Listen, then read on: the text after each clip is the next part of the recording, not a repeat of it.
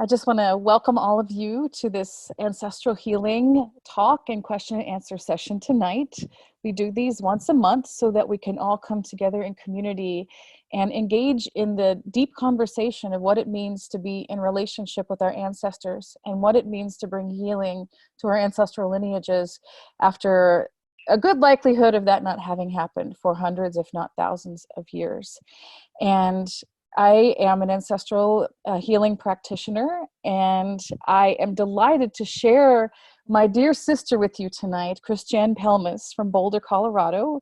She is also an ancestral healing practitioner, among many other amazing things. And I don't even want to try to introduce her. I want her to just introduce herself because she is truly an amazing human being. So, Christiane, will you tell us about yourself? Oh boy. First of all, I'm thrilled to be here and to be with some of your people, Angela. It's really such a good thing to be gathering right now. And even though some of us might already be bleary-eyed from being on Zoom, it's such a privilege to be able to gather like this and around this topic. So I think the easiest thing to say about me, and probably the most accurate, is that I'm primarily concerned with reweaving and mending and reweaving our primary relationship, our human relationship with the other than human world. And that looks like private practice, that looks like mentorship, it looks like teaching and writing. I work in a variety of different modalities, including as a formerly licensed therapist. I call myself a reformed therapist. And work in a new and very radical modality called somatic sex education. And I'm a teacher and global supervisor for that up and coming modality that works with the whole body as a wild landscape in an attempt to have us remember where we come from and to whom we belong, and where we'll go when we're no longer in this plane, what will become, what we'll return to. So I'm really primarily interested in bringing new ways for us to remember our human responsibility on this earth, and that includes ancestral healing. And is really a ancestral healing is really a missing has been the missing piece in what I have done so far in my life. So it's always a pleasure to get together with ancestral healing colleagues and just share notes and be with all of you. Thank you, Christiane. It's just so good to have you here. Christiane and I are part of a collective of women who have come together to really foster this conversation of ancestral healing and ancestral reverence and relationship. We call ourselves the Quickening Collaborative, and we are slowly growing into a presence that will hopefully continue to engage this conversation in our culture and beyond, Mm-hmm. as we come to really remember who we are, not only as unique and beautiful human beings born into this one precious life, but also as a living face of all of those who have come before us, as the living expression of our ancestors as well. And so I just want to start our time together with a moment of prayer so that we can all tune in a little bit deeper, let go of some of that intense anxiety and stress that Mm-hmm. has been accumulating, at least for me. I know it's been accumulating as we continue to navigate this time of global pandemic and what that means for us. So I just want to invite you to get comfortable in your space and to let your eyes close if that feels right for you. And to begin by just feeling your body where it is. Feel yourself sitting, resting on the chair or the floor, or wherever you are right now.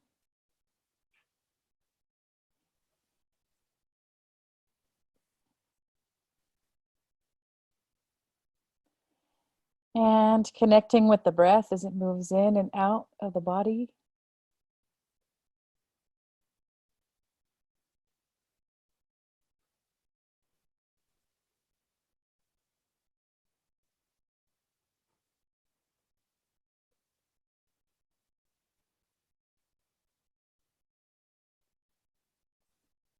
And letting yourself really arrive in this moment seeing what it feels like to be you today.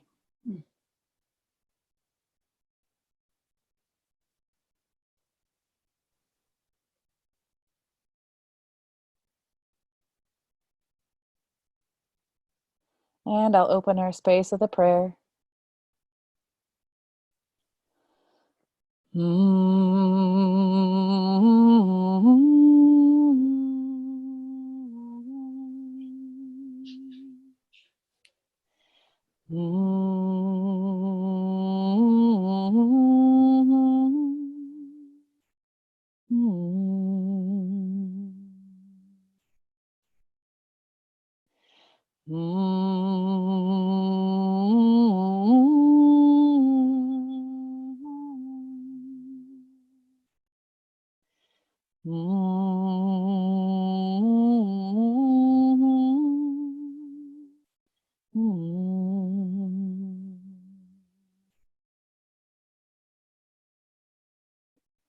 So much gratitude for this time where we can come together tonight from all of our places where we are in the world, to be together right here and to engage in this deep, meaningful, connected relationship question of what does it mean to be with our ancestors? What does it mean to connect with ourselves and our ancestral gifts? And what does it mean to transform some of the wounds and pain that have been carried by our ancestors for generations? And I ask that our time together tonight be meaningful for all who've gathered, and that we may receive some insight into the next steps of our path. I call the elders, the masters, the teachers, the wise ones, the guides, the guardians, and our radiant well grandmothers and grandfathers, our ancestors. Be with us in this circle, in this conversation, and help us to navigate with grace. And for this and all the ways that you touch our lives every single day, we thank you.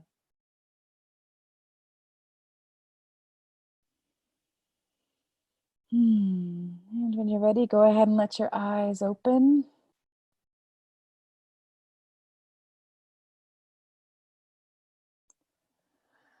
All right.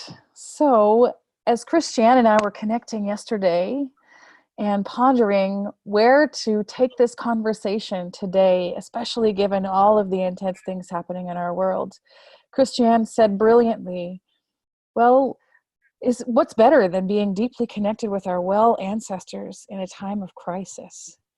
And I thought, wow, I couldn't have said anything more beautiful than that. And so I just want to turn the conversation over to you to take that a little bit deeper, if you would. Mm-hmm. Well, I'll take us in a little deeper, and then let's compare notes. And you know, one of the things I think so many of us are amazed by are sort of set straight by when we first encounter or have a resonance with a well ancestral being, whether it's of our blood and bone or one of spirit or place or vocation.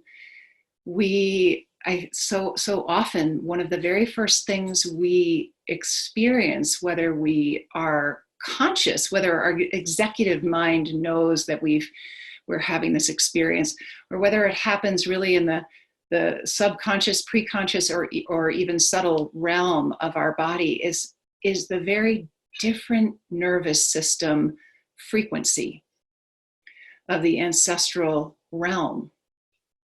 And it's complex. It's as all things are, all really true and wise things. It's complex, and oftentimes it's paradoxical. But what we'll experience quite often, again, it might not be a thing we know or we're aware we're experiencing. It might just be a felt experience that we might never even put words to. But this sense of a low hum, just a low abiding hum of the ancestral frequency that is a nervous system frequency. It's a frequency that you might have noticed out there in the wild, in nature, as we call it, the out there that's in nature, that's different from that high paced, sort of high sympathetic branch of the nervous system buzz and hum of the day world. And again, it might not be a thing we recognize consciously, but it's often the thing that has us turning back, just immediately recognizing the ancestral realm as a realm of wellness, is this thing we might not even have acknowledged consciously. But it's a thing I'll even invite you to consider now as we're just coming into our conversation tonight. That's something that resonates with you, that sounds familiar with you. And for some, it even does translate into a musical note or a tone, that if the day world is this sort of frenetic, buzzing, high-pitched, fast-paced, when we get into the ancestral realm, it's sort of like this, the science fiction movies, when the ship is coming out of light speed and it powers down, a boom. And then we know, okay, we're there, we're across the threshold, we're not in the day world anymore, here we are. And it's one of the ways we might know that we've arrived. And it's one of the things I'm really leaning heavily on at this time of just such unimaginable happening. And no matter where you are in the world, we're all at this point, many of us, not every continent, but many of us are seeing the unimaginable already. And so so our nervous systems, our autonomic nervous systems, just respond immediately.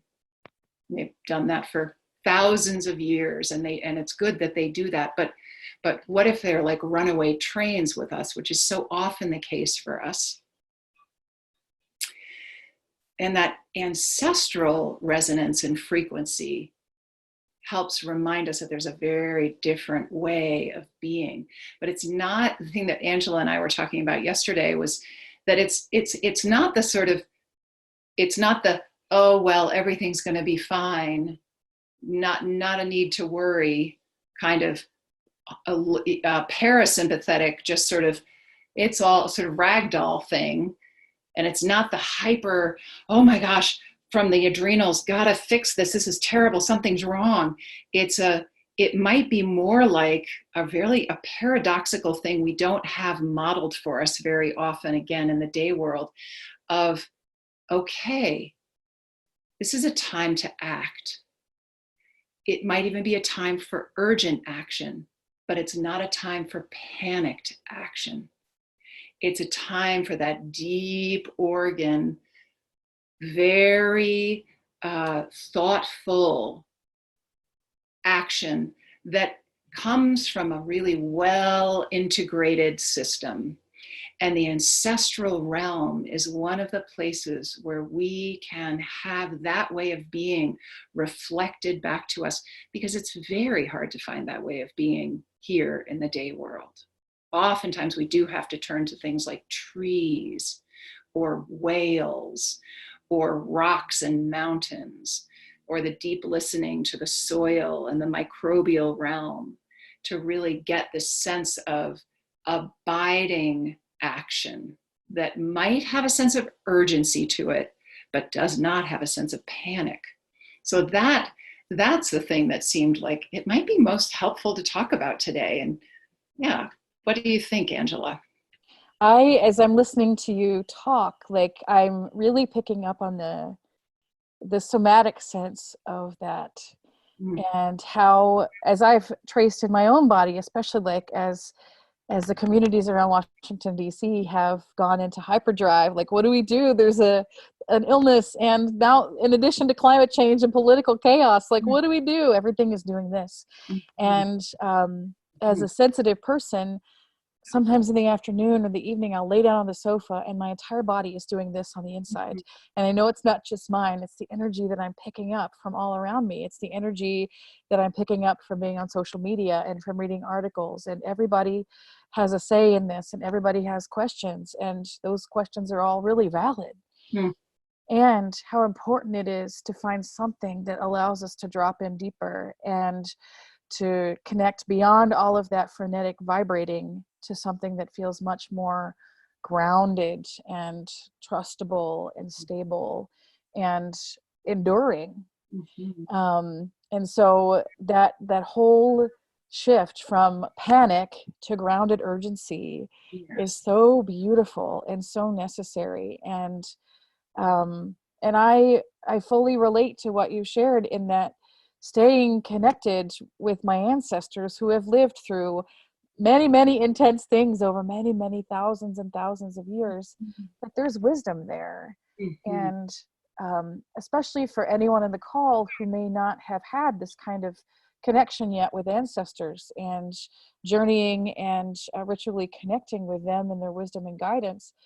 Um, it's not just a woo-woo thing where you're imagining it. It's a deep, palpable sense of connection that can come and can help to shift the way you relate with yourself and as well as the way that you relate with the world around you. And Mhm. so I I feel better in my body just listening to you talk, Christiane, because Mhm. it feels like very much the medicine of this time right now. Mhm. Um, the other really interesting thing that was going through my mind as you were sharing is you're talking about these different frequencies and resonances. And as a sound medicine practitioner, Uh-huh. I was just teaching actually a whole weekend this past weekend before everything got shut down, Mhm. um, and looking at the sounds of the nervous system. And there's a wonderful sound medicine practitioner who's also a doctor, who did thousands of hours of experimentation in the 1970s. His name is John Bolio. Mhm. He's, I believe, in New York State. And he would go in a silent room called an anechoic chamber and listen to the sounds of his own nervous system. And he noticed that when he was stressed, the pitch would rise, and he sought ways to intentionally bring that down. And through sound he found a lot of success with that, and it kind of became the direction in his path. And he's one of the few respected researchers connected to sound medicine and sound healing, and I have so much respect for that work. And so what a beautiful interconnectedness between these two things that are so meaningful in my own life, working with Mhm. sound and vibration and also working with ancestral wellness, to kind of anchor in that sense of presence. And I'm so grateful I live in a place where I can connect with the trees and the stones and Oh, the ground every single day of my life if I want to, and I take the time. But it's also good to know that there are ways to connect with that even if I'm walking around a busy city or on a plane, or doesn't matter where. It's possible to connect with that in an internal way that is really palpable. mhm. Yeah. Yeah. And it's great to have come up with those ways before we're in that acute state. Once we're in the acute state, the acute state is telling us to be vigilant.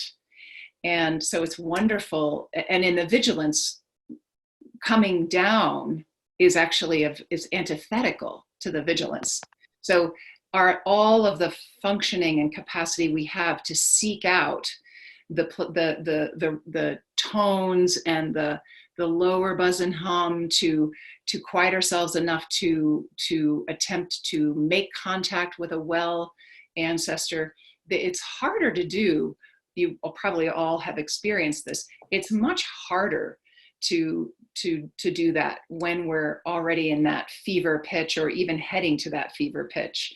So taking the time when we're relatively well resourced, somewhere, if you think of the green, yellow, and red lights, and the green is really that zone of real integration of wellness, where we're probably in that zone always available, if not really always in contact or in some sort of conversation, whether overt or covert, with our well ancestors in that green zone. And then yellow has a real range to it. Low yellow is okay. I'm paying attention. Low yellow might be my learning zone. It might be where I'm leaning forward and I'm curious. My pupils are dilated a little bit. I'm not stressed, but I'm curious and activated and alive. And then high yellow is where the scales tip. And I'm not really able to reach out and look for creative solutions and listen for that lower resonance wellness and reach out to my well ancestors. So, and then of course in the red is where we're just full on survival. And a lot of us might find ourselves in the red right now. It's very possible that just looking at a news show for 5 minutes or even 5 seconds could send us into the red, depending on really how sensitive we are to other energies, to other people's energies, and to cultural energies. So finding in your resourced places, when we're most resourced, really finding those avenues is so helpful and in fact, really a necessary thing. Yeah. It's also it's really, I think, it's really important to remember that our perspective, especially if we really hang out, I use the language of the day world a lot, like using day world as a term. I so appreciate it because it really seems to capture everything that I think of as this sort of human realm. It's a very thin realm. It's at this point, it's a pretty tough. It's a tough realm to escape if we're in Western industrial culture. But in the day world realm, well, I should say the day world realm comes with a whole bunch of assumptions and expectations. It's very hard to move around in the day world without having this idea that this is really what is. And everything else is a sort of vestige or imaginary realm of us in this day world realm. And what if it were exactly the opposite? What if at the very least the day world realm got to be a very thin layer of what's actually going on and has been going on for millennia, just millennia of interweaving, spiraling time, moving forward and back on itself, where the living and the dead, the distinction is almost irrelevant. There is just the world, and there are many worlds within the world. But it's almost as if, you know, there's this village and there's that village. This is the village of the living, and within that is the village of the dead and the living. And everyone moves freely. And it's just us in this manufactured day world who believe that this is really all there is. It's part of the mythos of this bill of goods we've been sold. But one of the reasons it's so great to remember that ancestral realm is that when we do, not only do we get that lower nervous system hum of wellness, but we also see a very different world. And things like viruses exist in that world as part of the web of life. They are not enemies. They exist with us. And just even that shift is such a very different shift, that we're all here together, and it's a matter of exerting our wellness and staying in our wellness that keeps us unavailable to certain things, which might include viruses if we're lucky. Certain viruses we want, so that's another thing that feels really helpful, and I find myself remembering that a lot these days. So one of the questions that always comes up in these conversations is, what does it actually mean? Like, what does ancestral wellness actually mean? And I would love to hear your thoughts on that. Mm-hmm. Well, help me decipher the question a little, Angela. What do we suppose that question is asking? What does ancestral wellness mean? Or what do well ancestors, what does the concept of well ancestors mean, or I would what? say that either Either. is a Hmm. really good direction to Hmm. explore. Well, I don't know, not to be difficult or cheeky or anything, but I think you and I both use the vocabulary that if we're saying ancestors, we're actually referring to the well ones of the world who are no longer in this three-dimensional living plane, this plane we've called the living plane. But even that, I certainly have some ancestors who would take offense at that. But so the well ancestors really refers to, I think, for us mostly, it refers to that web of life, that part of the web of life that isn't constrained to this three-dimensional, very vulnerable way of being, this particular phase of our experience, where we're in these flesh and blood vessels that are susceptible and therefore have a very different relationship with things like viruses and things like death, the no longer in the flesh and blood. We're very vulnerable here, and that's part of our role. But the well ancestors refers to, I would actually say, everything else that Mm. isn't in this form, and that isn't still that isn't wounded, and therefore kind of hovering between worlds. And those are the folks who have that resonance that I'm referring to, that you're saying you hear and feel, Angela, all around you when you step outside your door, because you are lucky to live where you live. It's such a wild place. Beautiful. How would Um, you answer that, Angela? Would you?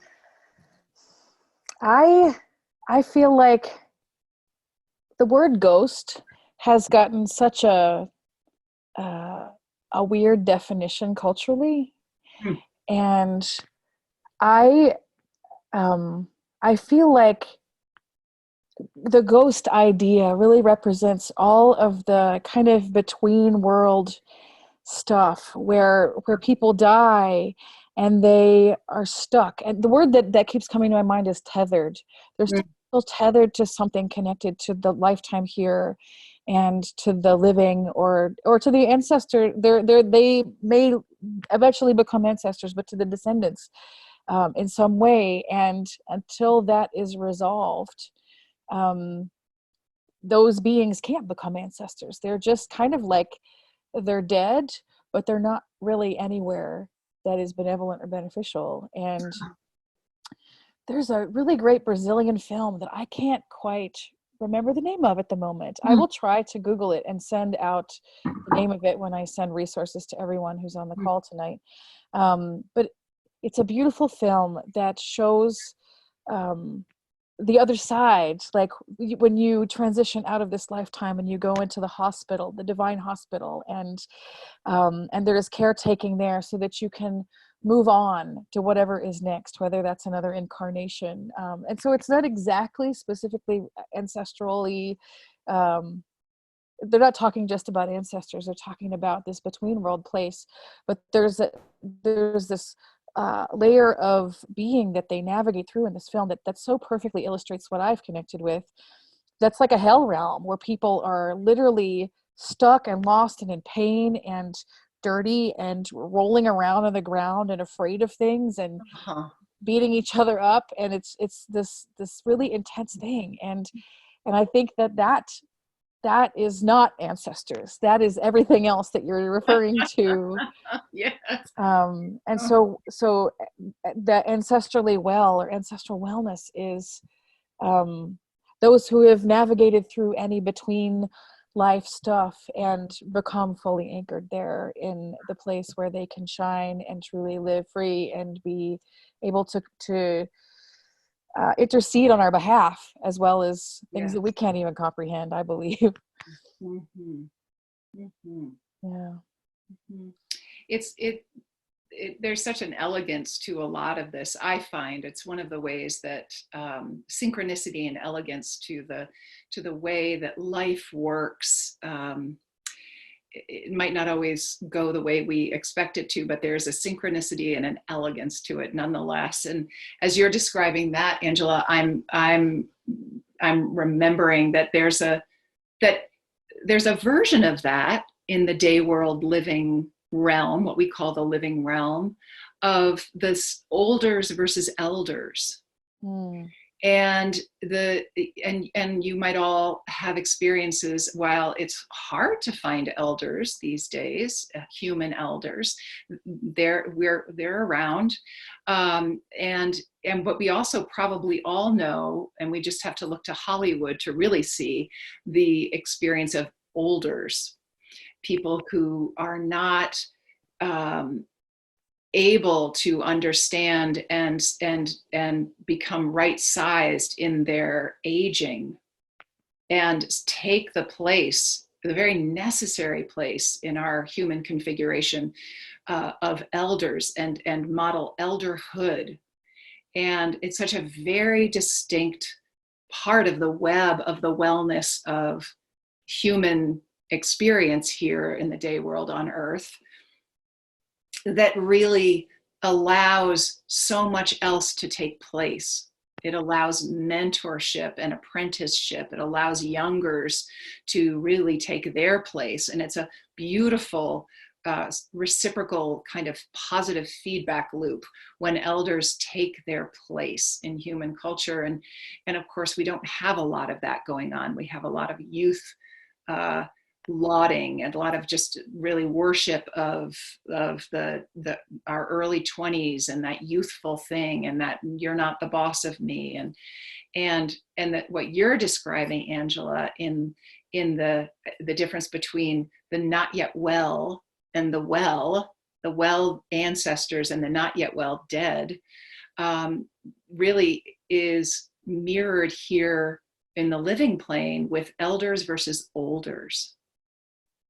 I love the way that you've articulated that. That is right on so much.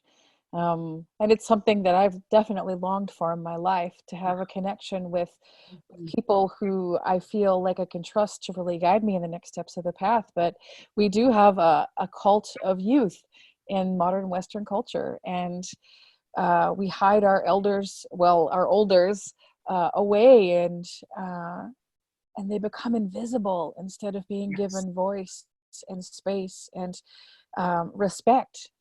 And so that seems to me to also be woven in so well and so tightly to this loss of connection. Mhm. Um, we push away our elders and we completely forget all but those few living ones that we know who die. Mhm. We've cut ourselves off from the chain of existence, and we've cut ourselves off from the resources that are available to us, that literally come through our ancestral lines into our bodies and minds and energy as our birthright. What a tragedy. Yes. You What a know, tragedy. Yes. And then come times like this, we feel alone and adrift. And again, back to the nervous system, our nervous system has no modeling for what it looks like to have equanimity across lifetimes, that life continues, that there have been plagues of exponential magnitude, that who knows what this will turn into and how it will unfold, but that really put this in its place, in its right size place, not insignificant, likely not the end of the world, if there is such a thing ever as the end of the world. And in with this with that experience over time of our ancestral inheritance over time, we are, as you said in the beginning, Angela, we're the living face of millions of years of intelligent life, each of us, a beautiful, unique aspect of millions of years of intelligent life expressing itself, ever changing, ever shape shifting. Here you are. And that it's that much easier to live in that place when we are consistently in touch with that resonance, that ancestral resonance of over lifetimes, the long view. I also appreciate how, like, I feel like I'm off the hook a little bit to have to figure it all out and to get it Oh, all right, when yeah. I know that I am one among many. And not only do I have the communities in my life that surround me to rely on, most of us who are also trying to figure it out, Mm. but it's possible to connect back with the ancestors and to listen for their guidance and to feel them literally holding me up and helping me to move forward, and helping to connect with something deeper than I could possibly know, given the short amount of years that I've lived on this planet as this person that I am right now. What a relief. I don't have to figure it all out by myself. And in a Western culture that is dedicated to independence and individuality as the be all end all of everything, where we can literally figure it all out ourselves, we're expected to, with the bootstraps argument, right? Pull yourself up. You got to do it yourself. Yep. Yep. They couldn't be further from the reality of the interdependence of all life and the Yes. interdependence of all existence. Mm-hmm. Mm-hmm. What a relief. What a relief. Yes, what a relief. And then, the job might get smaller, but it might still remain daunting. Then what is ours to do? What's mine to do? What's yours to do? What's yours to do? How on earth would we hear that? But what if you were able, with that slightly powered down nervous system, to listen to really just what is yours? And and what a relief to know that it might be a very simple thing. I mean, and simple might not be easy, but it might be a very simple thing that is exactly the thing that needs to happen in the ecosystem right now. That if you do it, if you don't do it, no one else will. If you do it, it allows for all sorts of other things to have a place to plug in. That really is how that ecological wellness works. And it's a thing that our ancestors know so well, so close to the earth. We all come from people who were earth bound, who were embedded in the earth. Whether it was their language or not, they were animists. They believed that all things are unfolding according to their nature. And they believed that because it was just evolutionarily prudent to do that. It wasn't necessarily that it was a spiritual belief. It was spirituality was an evolutionary way of being, to know that if I listen enough to this soil, and if I pay attention enough to when the rains come, and to the tilt of the earth and the lengthening of the days, and when these birds are here, I know these seeds get planted, that I can feed my family with more fluency. We have a more abundant crop. But it wasn't necessarily a spiritual thing the way we've come to think of spirituality, but just listening on that level. You have it in your DNA. And so then again, we just come back to, what do we have to do for ourselves in these wild times, just wild times, to power that down enough to listen to what is each of ours to do, not save the world. That's a bit grandiose. Not save the world. I love it. Mm-hmm.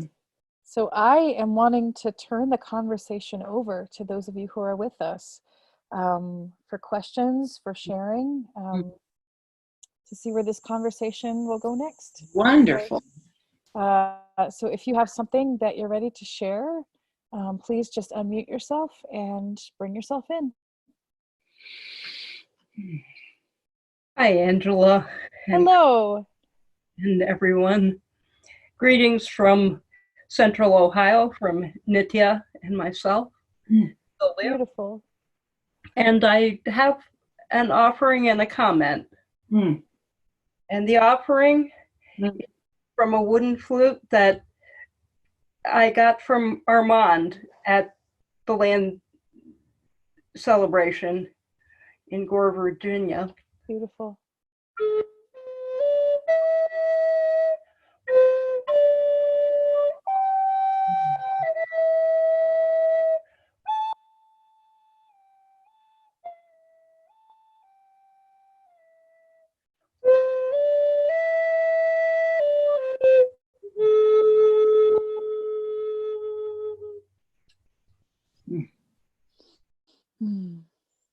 Thank you.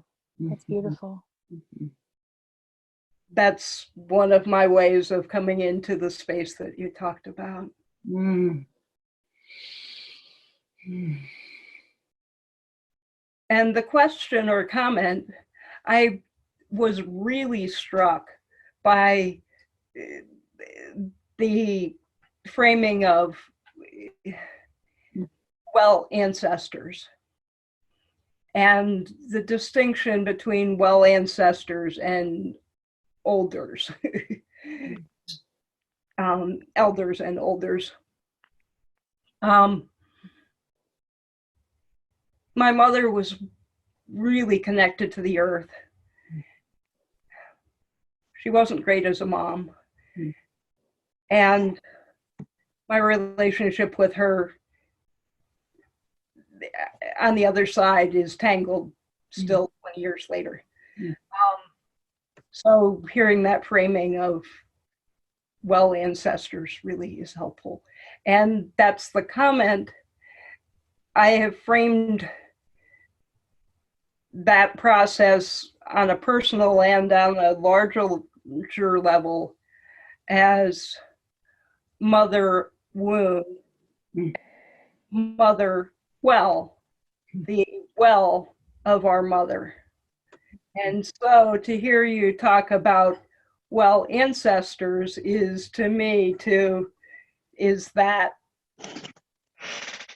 well, not just the wellness, but the water well, drawing the well of life.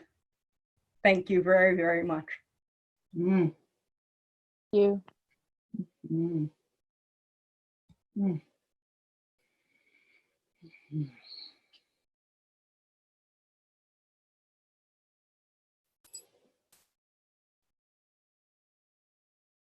Other questions or things that you'd like to share?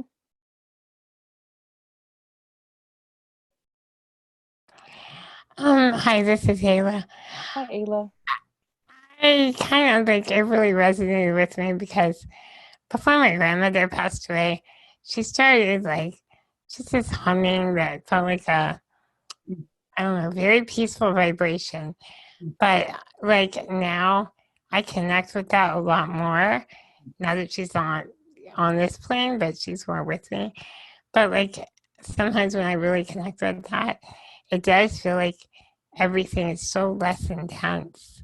And I'm able to act from that place. Because it's so hard to act from this place where we're all panicked and freaking out. But when we get to that space, we really can be effective. So thank you for talking about that.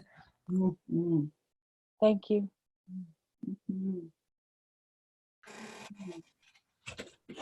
Hi, everybody. I'm Nitya. I've been really blessed, had some chances to go on like New Age pilgrimages and stuff. Just wanted to share this. I picked it up doing a trip to Brazil, and this came from a little town, Avigiana. And some of the indigenous people had picked it up. It's a little vaccine vial that we won the war on yellow fever with. And they put a little Catholic saint into it and made it as like a trinket to pick up. And share the power. These are called vaccines. I share this power. It has some mystical power, presumably engineered like that. Blessings. Very cool. Yes. Thank you for sharing. I wonder if maybe one more person would like to share something or ask a question tonight.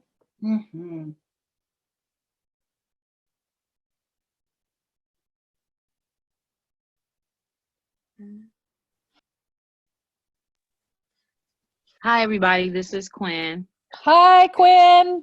I actually have a question. Recently, I've had 2 deaths back to back. My grandmother passed, and then 2 weeks later, my cousin passed, and it was her granddaughter. So I'm curious to know, when you have such passings in such quick times like that, I'm curious about the energy from the ancestors. How does that? I don't want to say that. I don't want to say how does that work, but I can say that I felt so much, going to the funerals. It was the same side, my father's side, and it was more of a celebration because my grandmother was 97, and when my cousin passed, she was really young, 51, and all they talked about was love because she was a very, very loving woman. But it was such a sense of sadness. But for me, I felt a sense that she was happy because it was kind of like, I felt like she kind of caught up with my grandmother and said, "Hey, I'm coming with you." So I don't know. I've heard that when you pass, there's a journey that you go on, and you pass, and in a couple months time, you start to, you go to school, you go get healing, and you go to your spiritual school, and then you kind of come back. But again, I was curious to know how that works with 2 family members passing at the same time. And thank you for your time. Love you, Angela. I love you too, Quinn. It's good to hear your voice. And I'm sorry to hear that you've had these 2 big losses in such a short period of time. I don't think there's any clear answer to those things. And I know that I'd also heard what you shared, that, according to the Tibetan Book of the Dead, there's a certain time period that people go through once they've died, passing through different realms and different layers before coming to reincarnate. And so when my father died, I tracked that. I bought the translation and I read it every day, and I tried to trace him. I didn't yet know how to do that fully. And then on day 48 of 49, my partner and I did a ritual, and we prayed to connect with him, to know where he was. And my guides came to me and they kind of laughed. They're like, "Honey, that actually only works for people who've done their work." And like, there's no way he's making it through 49 days. It's going to take him over a year. And that had never crossed my mind, actually. There are life practices that it takes in order to be able to navigate that stuff. So I don't know what other people experience, but for me, that was a big teaching, because it helped me to just let go of my expectations of how it's supposed to be, and to cultivate a deeper sense of listening. And through being in ritual connection with my father, and through the guides on his father's line, my father's lineage, but also in dreams, just kind of watching what would happen as he would come to me in dreams and move backward in time. And so I think it's important to make sure that you have strong boundaries connected to any unwellness that may be there, so that you are not pulled into that energetically. That's not your burden to carry. That's super important. But I think it's also possible to send out prayers and to create space in your life to listen and to ask, to see, and know. I believe that you're entitled to that, and you can cultivate that in your own life, so that you might know if there's anything directly, if they want something to come through for you. And I don't think that that's a special gift. I think there are a lot of people that can do it more easily than others, but I think that we all have the ability to have that direct connection with people who have transitioned. And that's like a big part of the work that I do myself, because I want to empower people to be able to have that direct relationship, because then we're all more empowered. Then we're all stronger. Then a lot of the shit in our culture gets healed faster. Yes. Christiane, what would you add? Wow. Well, yeah, I think the dying process is a lot like the birthing process, the being born process. And I think that there's a very wonderful gestational period. But what is happening in that gestational period if the fabric of life is torn? That's really one of the questions. We can't.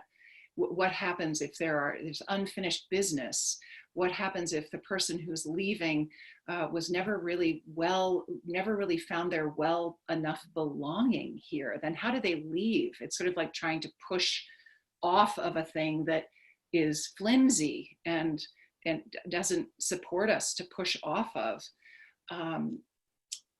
So how can we help? How can we help folks who haven't had a good, strong experience in life, haven't really ever found a sense of well-being, or for those who have, how do we do that? And it seems like it's, as much as we can know, it seems it's pretty pan-cultural, the belief that there's an interim place, there's a liminal period, just like there is when we come into this world, when we incarnate in, there's a liminal period of no longer incarnated and not yet ancestral. Is that liminal, no longer and not yet, that really fertile place of transition and metamorphosis. And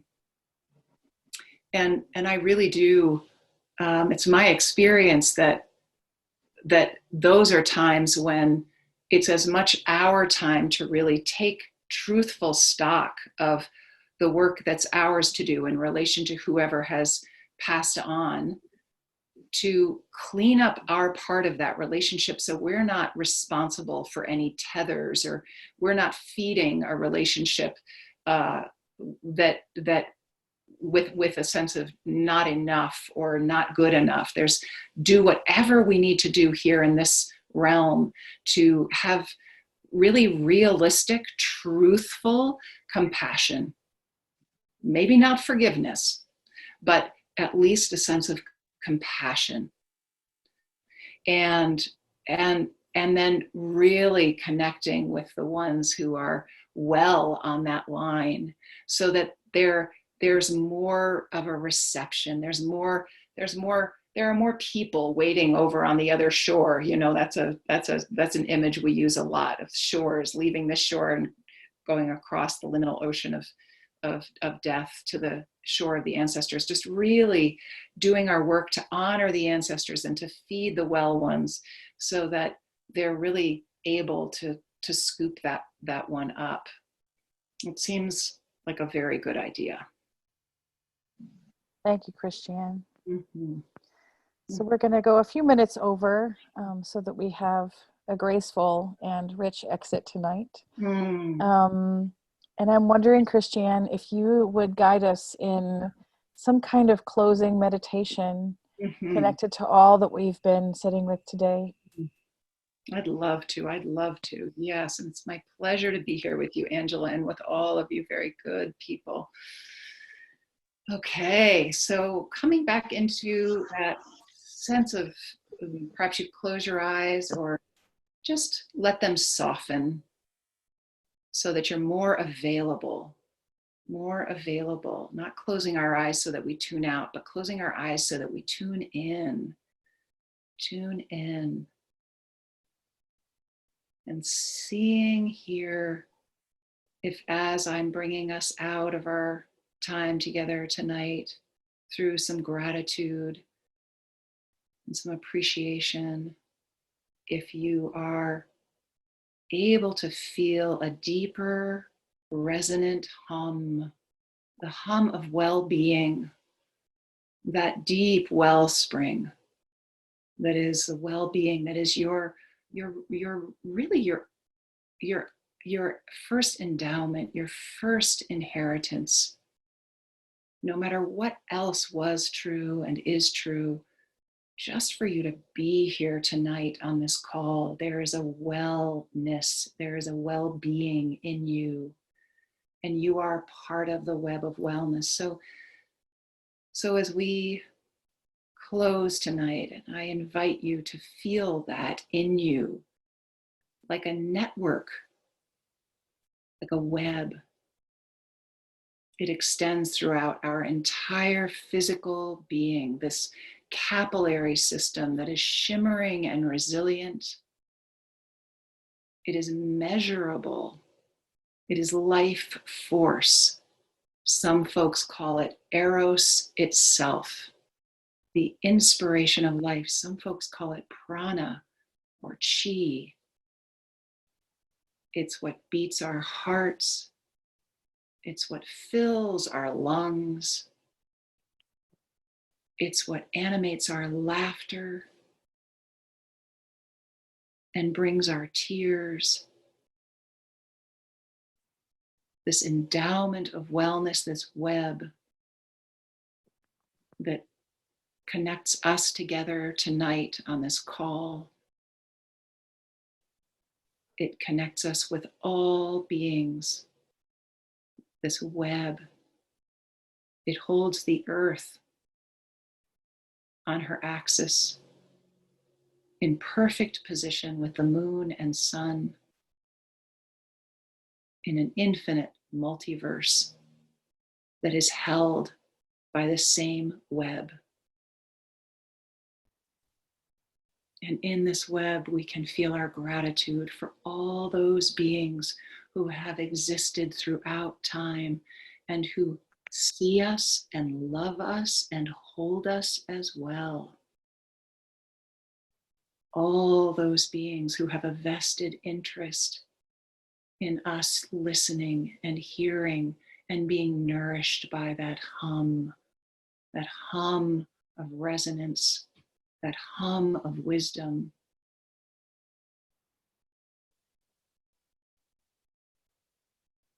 It is our only true inheritance. And it is a powerful protection against all that is not well.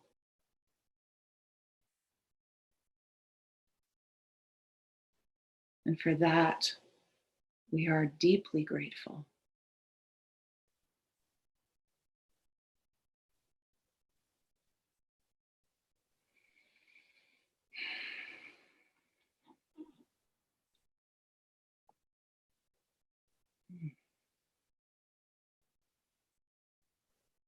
I just want to complete our time together tonight by sharing some words that I'm sure you've heard before.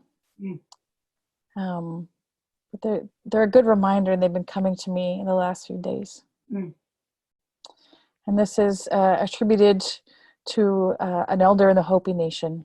You have been telling the people that this is the 11th hour. Now you must go back and tell the people that this is the hour. And there are things to be considered. Where are you living? What are you doing? What are your relationships? Are you in right relation? Where's your water? Know your garden. It is time to speak your truth. Create your community. Be good to each other.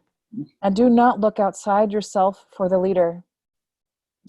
Then he clasped his hands together, smiled, and said, "This could be a good time." There is a river flowing now very fast. It is so great and swift that there are those who will be afraid. They will try to hold on to the shore. They will feel that they are torn apart and will suffer greatly. No, the river has its destination. The elders say we must let go of the shore, push off into the middle of the river, keep our eyes open and our heads above water. And I say, see who is in there with you and celebrate. At this time in history, we are to take nothing personally, least of all ourselves. For the moment that we do, our spiritual growth and journey comes to a halt. The time for the lone wolf is over. Gather yourselves. Banish the word struggle from your attitude and your vocabulary. All that we do now must be done in a sacred manner and in celebration. We are the ones we've been waiting for.